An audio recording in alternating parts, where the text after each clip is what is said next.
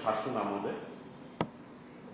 বাংলাদেশের অর্থনীতি কিন্তু বিপর্যস্ততায় পড়েছে, ধ্বংসের দ্বার প্রান্তে গিয়েছে।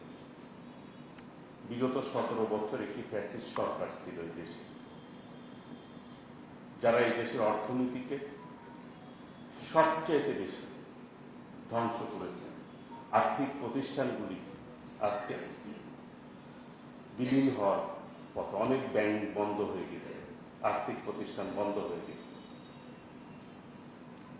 আমাদের মাননীয় প্রধানমন্ত্রী, বিএনপির চেয়ারম্যান দেশনায়ক তারেক রহমান, উনি এই আর্থিক অনিয়মের বিরুদ্ধে পদক্ষেপ নিয়েছেন এবং দেশকে অর্থনৈতিকভাবে শক্তিশালী করার লক্ষ্যে বিভিন্ন ধরনের পদক্ষেপ নিয়েছেন।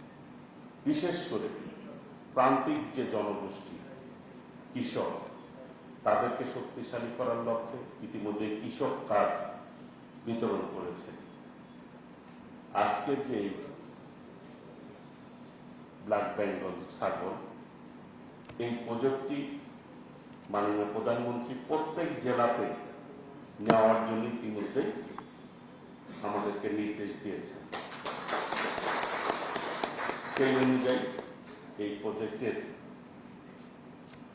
পরিধি বৃদ্ধি পাবে এবং এই যে ছাগল, যেটি একটি প্রান্তিক মানুষের, অসহায় মানুষের জীবিকা হিসাবে কিন্তু এটি অত্যন্ত গুরুত্বপূর্ণ ভূমিকা পালন করতে পারে। কারণ ছাগল 2 বার বাচ্চা দেয় এবং একমাত্র ছাগলই একাধিক বাচ্চা দিতে পারে। কাজে এই ছাগলের মাংস যেটি মানুষের কাছে অত্যন্ত সুস্বাদু এবং মানুষের কাছে ব্যাপক চাহিদা রয়েছে। কাজে প্রান্তিক জনগোষ্ঠীকে যদি আমরা অর্থনৈতিকভাবে শক্তিশালী করতে পারি, স্বাবলম্বী করতে পারি, তাহলে দেশ কিন্তু অনেক দূরে এগিয়ে যাবে অর্থনৈতিকভাবে। এই দেশটি আমাদের সবাইকে মিলে আমাদের গড়ে তুলতে হবে। আপনারা যারা জেলা পর্যায়ে দায়িত্বে রয়েছেন, তাদেরকে কিন্তু অনেক বেশি ভূমিকা রয়েছে এই দেশে স্বাবলম্বী করার ক্ষেত্রে। বিশেষ করে মানুষকে সচেতনতার দিক দিয়ে আপনারাই পারেন। আপনারা যদি অফিসে বসে থাকেন তাহলে কিন্তু এই কাজটি সঠিকভাবে করা সম্ভব হবে না, কিন্তু আপনারা যদি ফিল্ড লেভেলে আমাদের প্রান্তিক খামারিদের সাথে কথা বলে তাদেরকে উৎসাহিত করতে পারেন, উদ্বুদ্ধ করতে পারেন, তাহলে বাংলাদেশের অর্থনীতিতে আপনাদের কর্মের মধ্য দিয়ে একটি শক্তিশালী অর্থনীতির ভিত আমরা মজবুত করতে সক্ষম হব।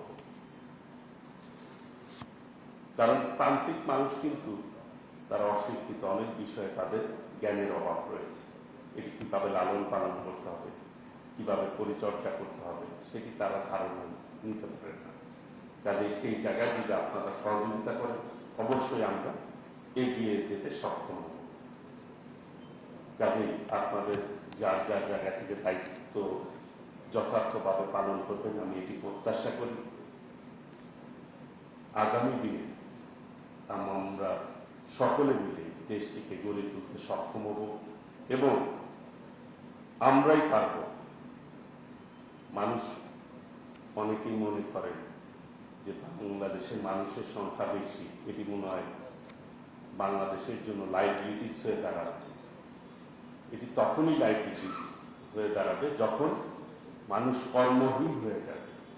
মানুষ যখন কর্ম দিকে ধাপিত না হয়ে অন্যের দিকে ধাপিত হবে, যেটি আমরা বারবার নোটিশ করছি যে কোনোভাবে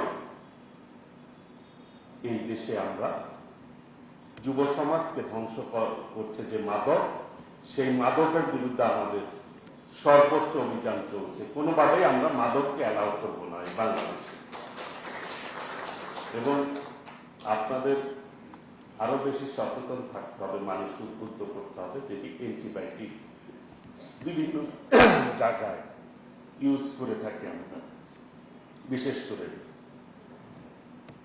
প্রাণীদের ক্ষেত্রে যেগুলি ইউজ করা হয়, দয়া করে যে সমস্ত খামারি ভাইয়েরা আছেন, দয়া করে ইউজ থেকে বিরত রাখার জন্য আপনারা পদক্ষেপ গ্রহণ করবেন।